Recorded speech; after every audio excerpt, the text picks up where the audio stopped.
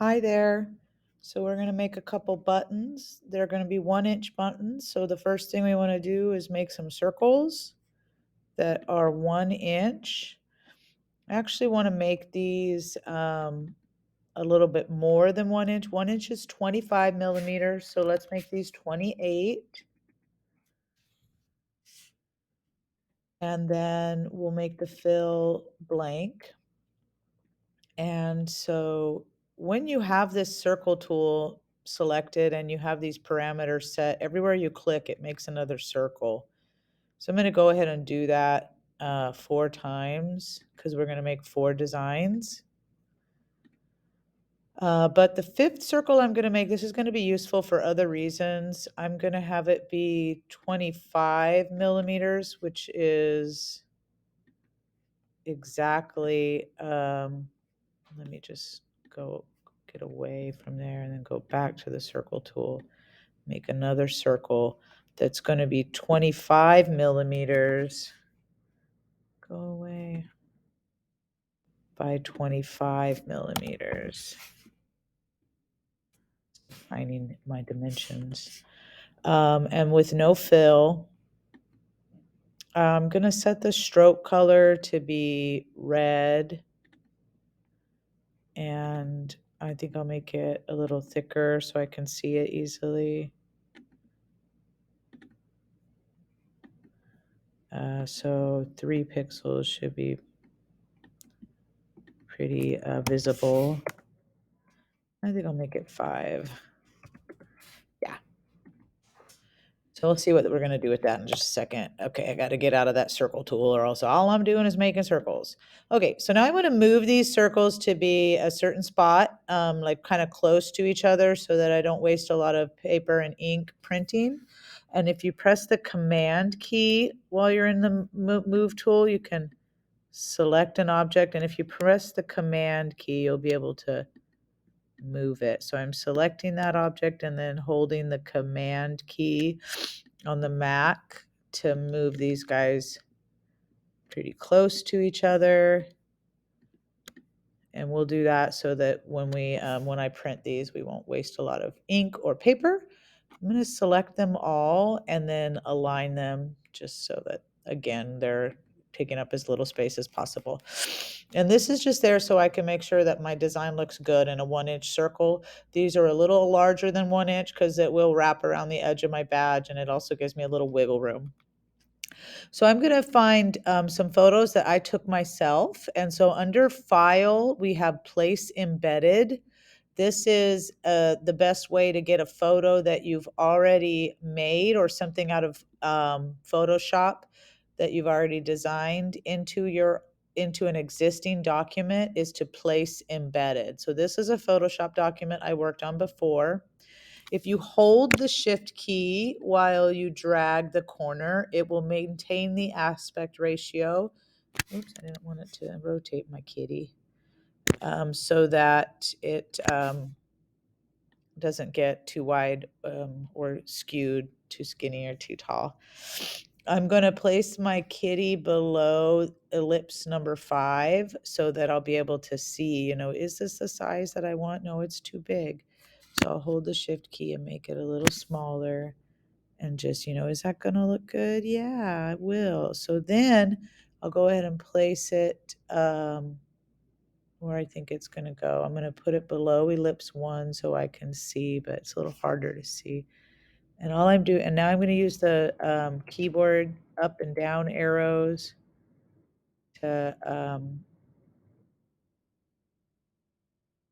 position that. And I can also, oops, I didn't want to do that. Command Z. I want to select this guy and move it over here and just see if I place it on the center of that, if it's going to look good. Yeah. So that'll be my cat button. Now what I need to do is mask out everything that's not on this image that's not in the circle. So I'm going to hide my cat, hide the bouquet, and go to the object select tool. You can press the control key while you click on this menu and you'll see the other things there too. Actually, I'll do the quick selection tool. It's not going to let me do it. Oh, no layers are selected for a different reason when I get to it. Ellipse 1, I've selected.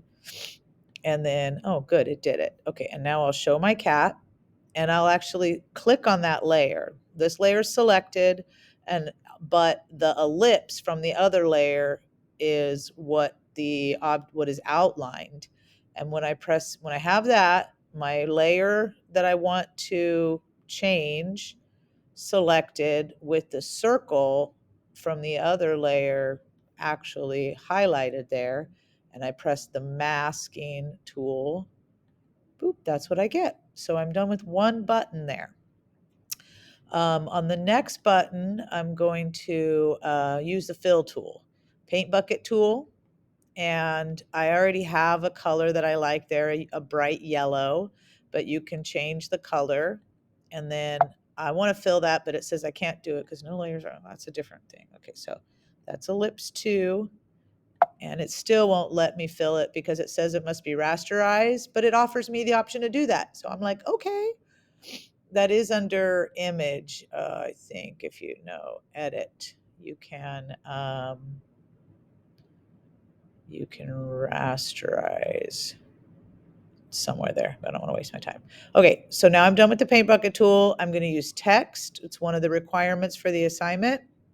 Starts off with lorem ipsum in blue. I want my text, or actually it's yellow text. I want my text to be black. So I'm just going to drag it all the way to the far corner, which is always black. And then I'm going to type my name. And then I'll go to the transform and make it appropriate size. If I press the shift key, it will also simultaneously select, oh wait, go back to select and press the shift key and the text key. It's got them both. It's being a little,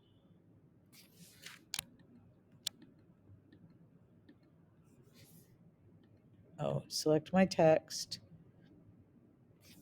and then also select that ellipse. So see both layers are selected there. Then I'll be able to center it using these tools that pop up whenever you have two things selected. So there's my second button. It uses the text tool, which is a requirement.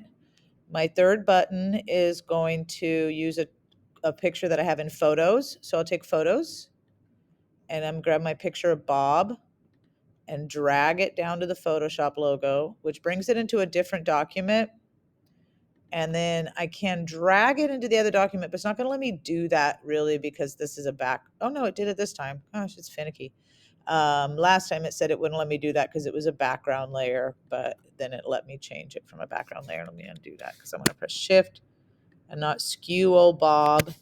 Just using this to make sure it's, let me bring it down below that ellipse 5 layer. Make sure that he's a good size for the real button, which is 1 inch. Before I bring it over here, bring him down below ellipse 3. And so that looks pretty good. Now I'm going to hide him and select that. Oh, I've still got Bob selected. Command D to deselect. I got the ellipse. There we go. Easy peasy. Now I click on Bob, but I still have that ellipse selected. So when I mask, it masks Bob like that. On this one, I'm going to select. Now I have the mask selected, and I don't want to change that. It's perfect.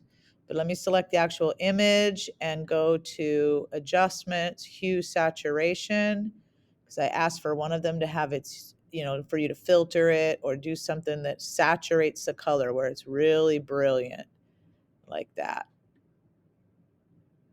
Maybe, I don't know about if I like that for Bob, but it would get my assignment done.